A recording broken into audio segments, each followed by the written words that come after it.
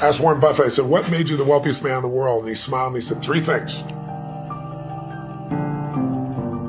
Nobody beats the market except a couple unicorns that nobody has access to. Here's the truth. 96% of mutual funds don't match the market. That means 4% succeed.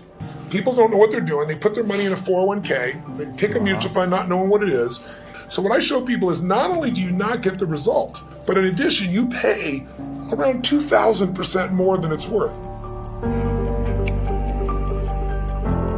I come from a very poor background, and we had no money for food at times, quite literally, and it was rough. So I want to make sure money wasn't an issue for my future family. So I figured out how to make money, and I figured when I was 23, I figured how to make $1 million in a year. I went from 38,000 to $1 million, and you don't do that by some new strategy. It was a psychological shift as well as a strategy shift.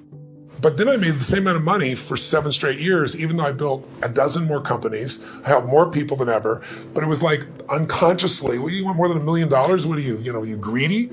I finally decided, listen, if I can make 38,000 to $1 million, it's not about money. It's like growth. So I went, I want to make $3 million, but I want to make more of it while I sleep. But then I really began to realize it doesn't matter how much money you make. It's really your capacity to take your creativity and stop trading time for money. It's the worst trade in the world. Everybody's a financial trader. Yeah.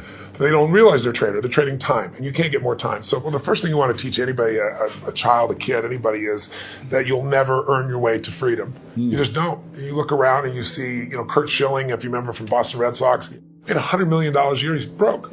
Bankrupt. I asked Warren Buffett, I said, what made you the wealthiest man in the world? And he smiled and he said, 3 things. He said, living in America, great opportunities, having good genes, so I lived a long time. And he said, the last thing is compounded interest. And we all know about compound interest, but I give you the example in the book of this guy, Theodore Johnson, worked for UPS, never made more than $14,000 in income in his entire life in a year. And in old age, he was worth $70 million. And how did he do it? All he did was he took a percentage of his income.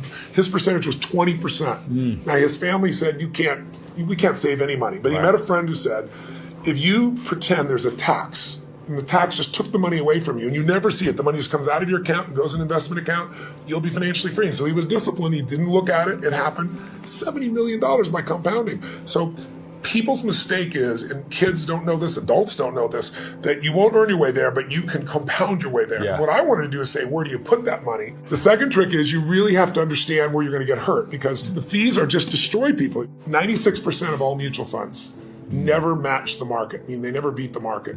So I was just on a morning show this morning, and Michael Bloomberg's, one of his guys that has some of his money. So this is the only industry I know of where people think they could be a doctor. They think they could be a financial planner. And I said to him, well, look, the statistics, Warren Buffett taught me this. He said, Ray Dalio told me this. David Swenson, who took Yale from $1 billion to $24 billion in 2 decades. These are people telling me this. Right. Nobody beats the market except a couple unicorns that nobody has access to. And I said, I didn't say you're not one of them, but I said, here's the truth. 96% of mutual funds don't match the market. That means 4% succeed.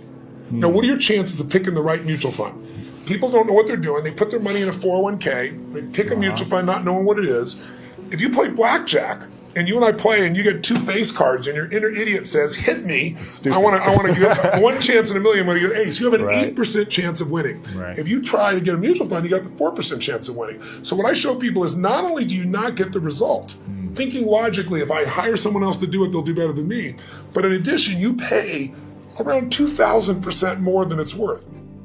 It's highway robbery. Where in the world would you pay 2,000% more for the same exact product? You can only do it because the financial industry makes things so opaque, so convoluted, and people feel overwhelmed. And hard to understand. Very hard to understand. That's why I try to come in here and go, look, time to become the chess player, not the chess piece. Yeah. Let me teach you so you understand what's going on. It's not that complex. They use all these big words, but when you know what's going on, you don't get screwed, and more importantly, you take advantage of the system instead of letting the system take advantage of you. I have always looked for people that were playing the game at a different level than I am and or knew the road ahead. I always tell people, anticipation is power. If you ever play a video game against a child, it's pretty disastrous. It's like, it's not the kid is faster and smarter. If they played this game before, like 8 million times. So they know the first shot's here, the second shot's here, the third shot there, and you're like reacting. So when you're reacting to things, you fail. So my mentors have been people over the year, different people. My earliest mentor was a man named Jim Rohn. He was a personal development speaker, just touched my life. I think most people don't train their mind and emotions. It's like, I think the most powerful muscles to me are not physical, as strong as important as they are. It's like Faith is a muscle. Courage is a muscle. Determination is a muscle. Playfulness is a muscle. You know, passion unexpressed weakens. You know, faith untested gets smaller. Yeah. So I'm always, I call it deep practice. I'm always pushing myself to the edge, and pushing yourself to the edge makes you stronger. Well, Sir John Templeton is probably one of the greatest investors in history. People don't know his name. He started out with nothing, and he decided that he wanted to understand wealth, and so he saved $10,000, a huge amount of money in those days. And when Hitler invaded Poland, he developed a belief. His belief was, you make your money in times of maximum pessimism. Like if you were around in 2008, 9, you remember what it was like, right? Yeah. You could have bought, you know, the Sands in Las Vegas, you could have bought their stock for $2.28. Today it's $67. Wow. It's a 3,000% return. So people in those times, he understood that. And so what he did was, and everybody thought the world was going to end, he took $10,000, he bought every stock on the New York Stock Exchange that was $1 or less, including companies everybody thought were going bankrupt. But when things are bad, people think it's going to be bad forever. When things are good, they think it's going to be good forever. And they're always wrong. Life's cyclical. So there's a season for everything. So once we got through World War II and a few years later, guess what? Those same stocks made him a billionaire. So when I asked him, I said, what's the secret to wealth? His response really touched me. He goes, you know it, you teach it. I said, what's that? He said, gratitude.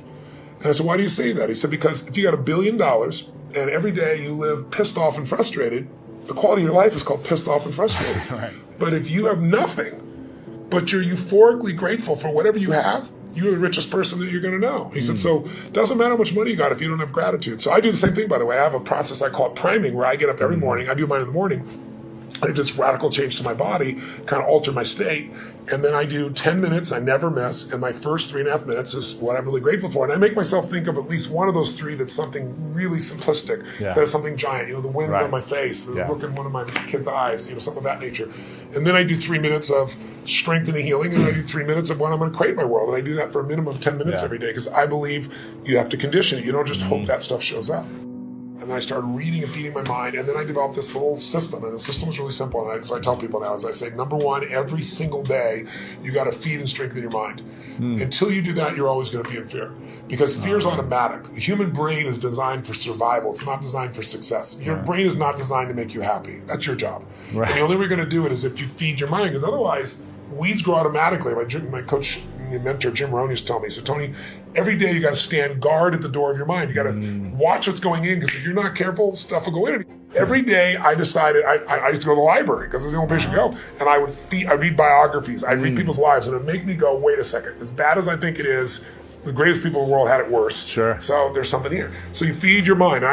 Jim Rohn used to say to me, skip a meal, but don't skip reading. He said, read 30 minutes a day. I don't give a damn what it is. And today, I don't mean internet crap. I mean, read something, a biography, read something that's a strategy, read something that's going to change your life. And the second thing I tell people is feeding your mind's great, but you've got to also strengthen your body. And you do that as an athlete naturally.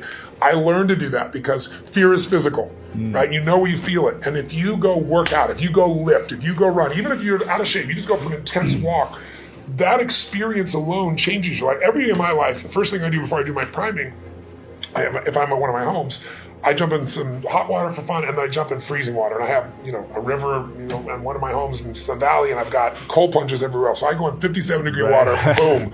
And what it does is, it's teaching my brain. I tell my brain what to do, and it does it. It doesn't feel like it, doesn't want to do it, and every cell in your body is alive, right? So it doesn't have to be 2 hours worth of something. It can be something you do for 30 seconds, but it's training your body to be strong, because a strong body creates a strong mind, and vice versa. Yeah. The third thing I tell people is find a role model.